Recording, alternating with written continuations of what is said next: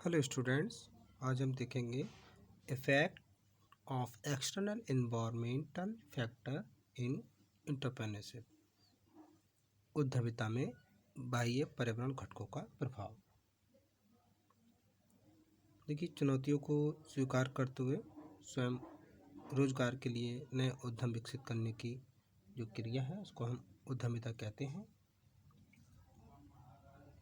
व्यावसायिक पर्यावरण कई घटकों का योग होता है। इसकी दूसरी विशेषता ये है कि इसमें प्रतिफल परिवर्तन होता है। आर्थिक घटक की बात करें तो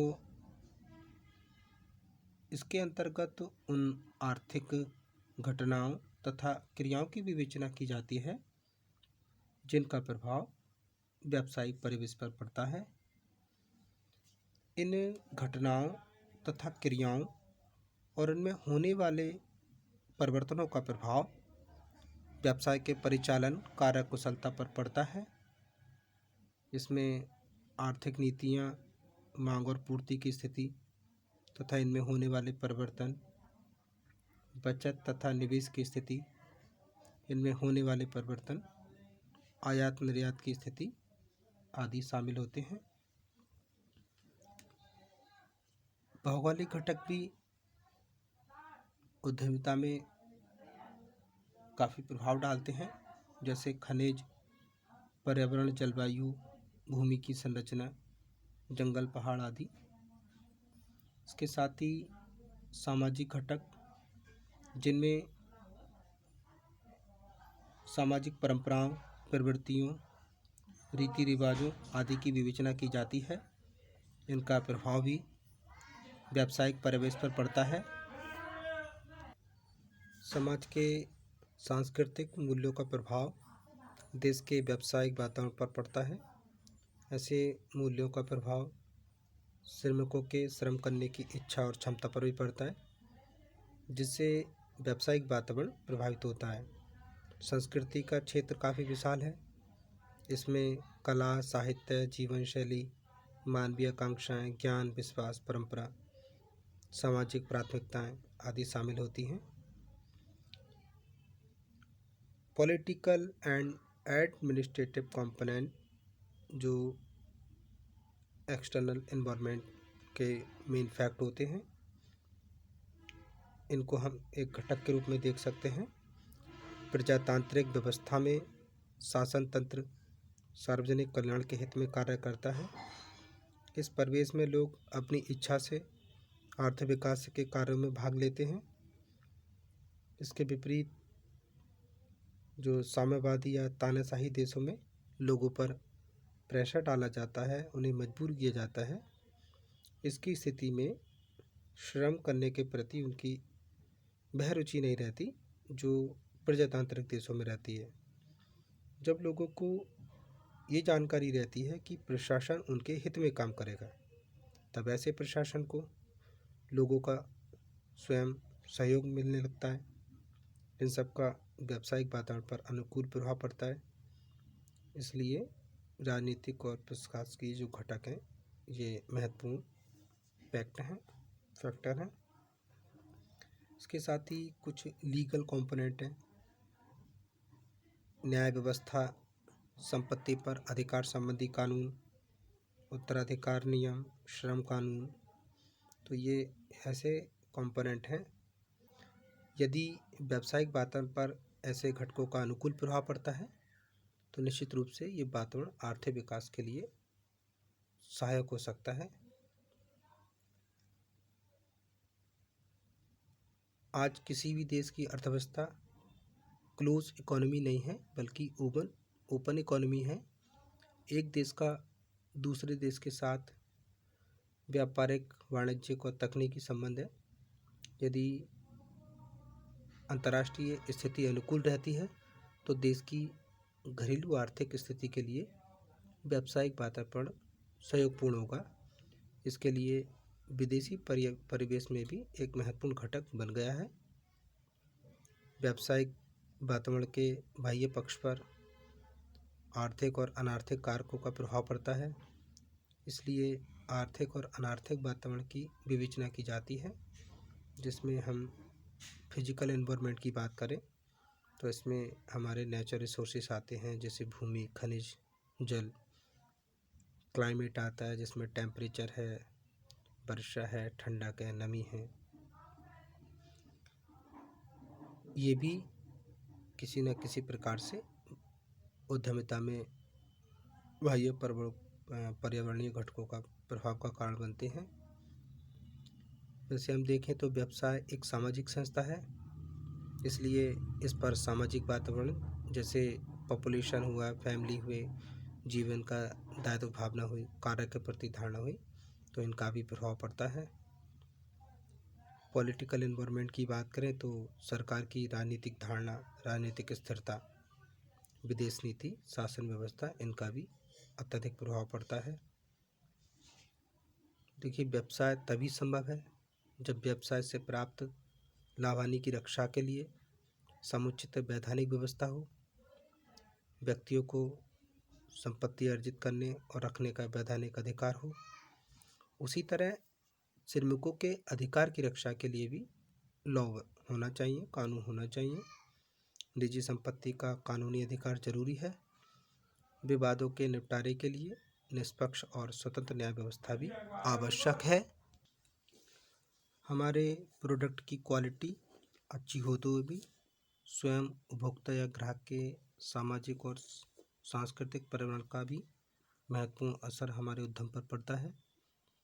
ग्राहक की सामाजिक स्थिति भी किसी उद्यम को प्रभावित कर सकती है।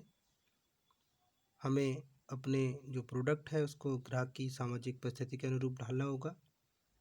आज के बाज़ार की तरफ हम नज़र डालें तो अधिकतर जो प्रोडक्ट हैं उनकी बड़ी पैकिंग के साथ साथ उनके पाउच भी अवेलेबल हैं। शैम्पू जैसे कई प्रोडक्ट जो कुछ वर्ष पहले समृद्ध वर्गों में ही सीमित थे, आज उसको हर कोई यूज़ कर रहा है। इसके साथ ही सांस्कृतिक पर्यावरण भी किसी उत्पाद की स्वीकृति को प्रभावित करता है। जैसे जो कोई मंदिर होता है उसके पास जो शराब की दुकानें होती हैं उनकी स्वीकृति कम होगी। जैसे और हम देख सकते हैं कि जैसे नवरात्र का टाइम होता है तो उस समय जो नॉन वेज आइटम होते हैं उनकी दुकानें बंद हो जाती हैं या उनकी बिक्री कम हो जाती है। विभिन्न समुदाय द्वारा मनाए जाने वाले जो फेस्टिवल होते हैं उनमें भी लोगों की खरीदारी और क्रय शक्ति को प्रभावित करते हैं।